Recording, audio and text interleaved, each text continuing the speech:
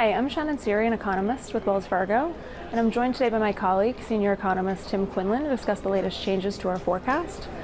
So Tim, the recent data have continued to show this underlying resiliency in economic growth. Whether you look at hiring, where employers continue to add jobs at an above pre-pandemic average pace, or even consumer spending, where real spending is running at a pre-pandemic trend level. So how do we think that the economy is going to evolve in the next 6 to 8 months, given we're still forecasting a recession before the end of the year? Yeah, it sort of feels like, well, wait a second, if we've got, strong labor market growth and the consumer's still spending, why can't we just hit the snooze alarm on this recession and keep on cranking here, or at least push it out a little bit?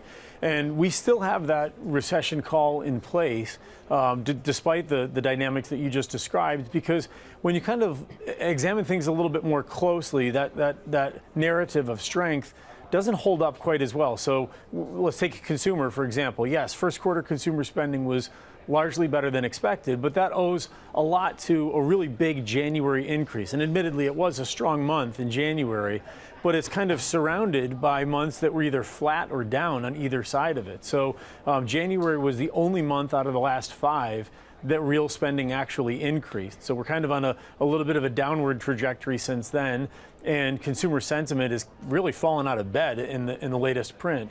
You combine that with the labor market, where yes, the monthly jobs numbers are still intact and relatively sturdy, but if you look at job openings, those have come down almost 3 million over the course of the last year. And the number of people who quit, which is actually a good sign for the labor market when quits are high, that's kind of rolled over and come down. Both initial and continuing jobless claims are on the rise. All of these sort of point to a directional shift. So we still think that recession is coming in the second half of this year. And a lot of it will depend on kind of how things play out with inflation. How are things shaking out from your end there, Shannon, and how do you see it developing over the next few months? Sure. So inflation's slowing, but it's only happening at a gradual pace, and I think it's a bit bumpy in terms of its return back to 2%. So it's not a straight downward trajectory from those peaks that we experienced last year. So the latest data for April in terms of the consumer price index, when we look at the annual rates for both the headline and then the core measure when we exclude food and energy, they both improved again in April, but they remain more than 2 times the Fed's 2% target. So we need further progress in terms of inflation. And when you get under the hood of the April data, for instance, used auto prices rose at the fastest pace in 2 years in terms of their monthly growth rate. So that paused that return in terms of core goods prices specifically. And in terms of the outlook, we really still focused on services inflation. So when you look at core services excluding housing, which is what the Fed has referred to as super core, that also showed some signs of improvement, but still running way too hot in terms of what the Fed is looking for. So overall, in terms of the trajectory for inflation, we're still looking for it to slow over the course of the year, but potentially at a bit of a more moderate pace. So even by the fourth quarter of this year, we're looking for the core PCE deflator to rise at about a 3.6% annual rate. So Tim, even with that trajectory for inflation, if our forecast is correct there in terms of it still remaining, close to 4% in terms of that core measure, where do we think the Fed is going to be by the end of the year? They hiked rates by 25 basis points at the start of this month. What's the trajectory for the course of 2023?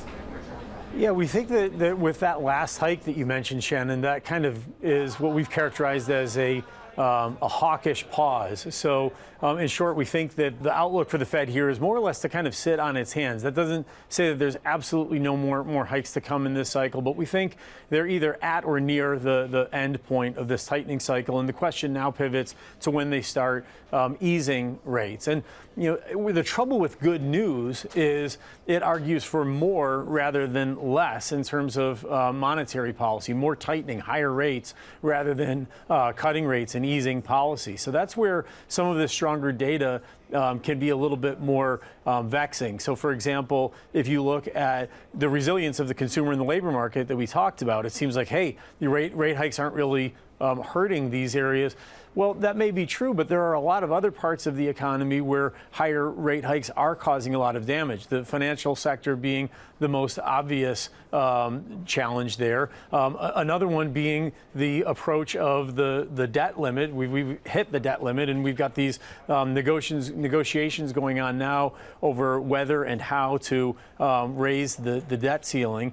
And both of those dynamics, the trouble in the financial sector and the trouble with the debt ceiling, are both made worse by higher interest rates. So perhaps it's for that reason that financial market expectations think that the Fed's going to have to cut much faster. For their own part, the Fed says that 17 out of 18 of the dots in the latest dot plot say that they're going to be at 5% or higher at year end. Earlier this morning, I looked at current market expectations. The market's closer to 4.4%. So you can kind of drive a truck through the difference in expectations there. Our bet is the Fed stays on hold at least through until the end of this year. Well, Tim, thanks for joining me. And from all of us at Wells Fargo, thanks for tuning in to our latest monthly economic outlook.